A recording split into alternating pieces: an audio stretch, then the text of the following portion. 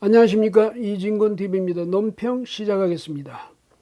정부가요, 공수처, 그러니까 고위공직자 범죄수사처를 오는 15일에 출범시키기로 하고요. 그 안에 국회가 입법 절차라든지 공수처장 추천 절차 이걸 맞춰달라고 지금 압박하고 있습니다. 미래통합당에서는 우리는 공수처장 추천 여기 참여 안 해, 이렇게 이야기하니까 더불어민주당에서 그럼 하지마, 우린 법을 바꿔버릴 거야. 그래서 야당의 공수처장 추천권 이걸 아예 배제해버릴 거야, 이렇게 말하고 있습니다. 그런 식으로 한국 의회 정치에서 민주주의가 지금 추방당하고 있는 셈입니다. 하긴 뭐 민주주의의 후퇴, 이거는 한국만의 현상은 아니죠. 역사의 종말, 이 책을 써서 유명해진 프랜시스 후쿠야마 교수, 이분이 2018년에는 아이덴티티, 그러니까 정체성, 존엄에 대한 요구와 분노의 정치, 이 책을 출간을 했습니다. 근데 우리나라에서는 최근에 한국경제신문이 존중받지 못하는 자들을 위한 정치학, 이런 제목으로 번역서를 냈습니다. 이 책에 따르면요, 1970년대 중반부터 세계적으로 민주주의가 확산되기 시작합니다. 그래서 1970년에 이 선거 민주주의를 실천하는 나라가 35개 뿐이었는데 2000년대 초가 되면 120개국으로 크게 늘어납니다. 특히 1989년에서 1991년 사이, 그러니까 동유럽에서 공산체제가 도미노식으로 와해가 되고 소비에트 연방이 무너진 그런 상황이었는데, 그렇게 됨으로써요, 민주화 물결이 거세게 일어났죠. 그런데 이제 2000년대에 들어서 중반쯤 가면 다시 민주주의가 후퇴하기 시작합니다. 그래가지고 그 민주주의를 실천하는 국가 수도 점점 줄어들고요. 대신에 중국을 필두로 하는 권위주의 체제, 권위주의 국가, 이제 이런 국가들이 국제사회에서 아주 존재감을 점점 공고히 해온 거죠. 이건 후쿠야마 교수의 지적에 따르면 그렇습니다. 중국이라면 우리 문재인 대통령과 그 측근들이 얼마나 친해 맞지 않는 그런 나라 아닙니까? 아마 그 지배체제 이걸 동경하고 그걸 부러워하고 있을 것 같습니다.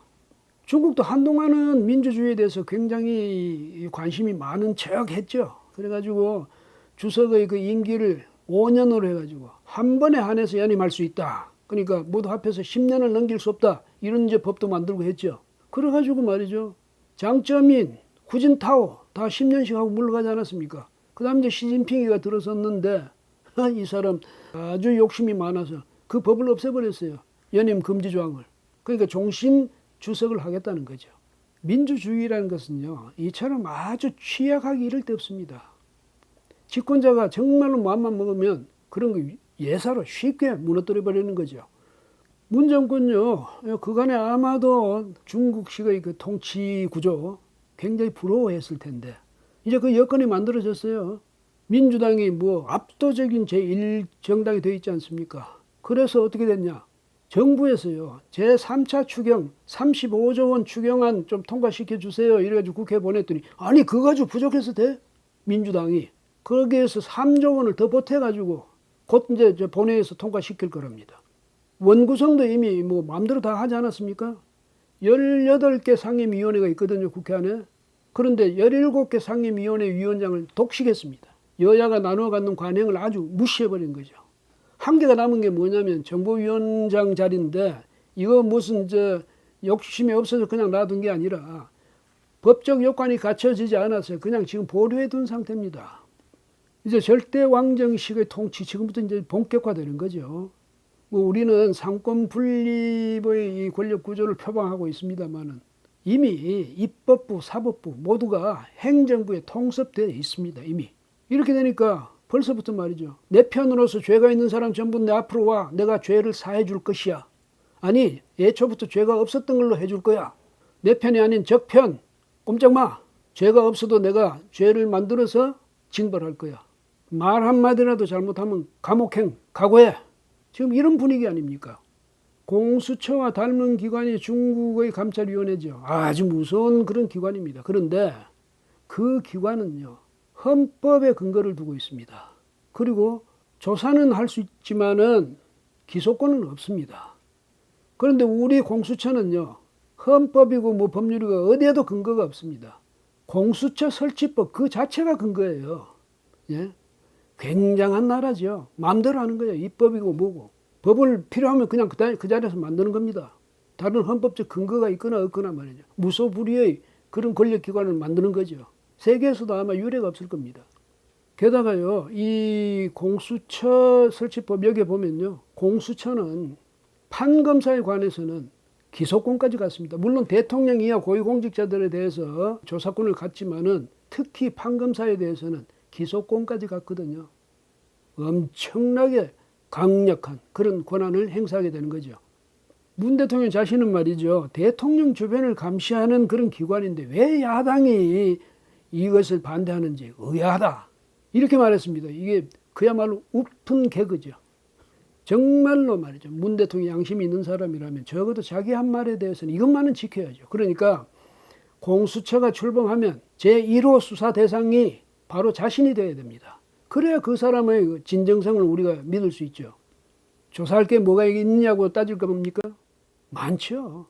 문 대통령 주변에서 조사해야 될 게 어디 한두 가지겠습니까? 몇 가지만 우선 짚어보죠. 그러면 조국 전 법무장관과 그 가족에 대한 수사에 대해서, 또 재판에 대해서 법무장관 그 위에 대통령이 과연 아무 역할도 하지 않았느냐. 또 문 대통령의 딸 다혜 씨가 왜 갑자기 해외로 이주했느냐. 대통령의 딸이니까, 가족이니까 당연히 그 진상을 밝혀야죠. 이스타 항공의 그 창업주죠. 그 이상직 민주당 의원, 이 사람하고 문 대통령의 사위에 무슨 권력적 결탁 관계가 형성되어 있느냐, 거기에 문 대통령이 어떤 역할을 했냐, 이것도 조사를 해봐야 됩니다. 정권 차원에서 윤석열 검찰총장 밀어내기를 시도하고 있느냐, 거기에 문 대통령과 법무장관이 어떤 역할을 하고 있느냐, 아니면 영향을 미치고 있느냐, 이것도 밝혀야 되고요. 북한 비핵화 협상과 관련해서 문 대통령이 자기 역할의 확대를 위해서 과잉 개입을 했느냐, 그리고 김정은에 치우친 그런 중개자 역할을 했느냐, 이것도 살펴봐야 됩니다. 왜냐하면 북한의 핵 문제는 우리의 운명을 좌우하는 문제니까 문 대통령이 외교적으로 어떤 역할을 했는지 반드시 밝혀내야죠. 의혹이 많으니까. 뭐 복잡하게 설명할 것 없이 존 볼턴 전 미 백악관의 그 안보보좌관, 그 사람의 그 회고로 그 내용만으로도 조사해야 될 이유는 충분하죠. 이런 의혹들을 말이죠, 조사하지 않고 그냥 덮고 넘어가거나 외면하고 넘어가면 공수처는 야당 탄압을 위한, 또 독재 공고화를 위한 그런 수단으로서, 그런 장치로서 설치가 강행됐다, 이렇게밖에 말할 수가 없죠.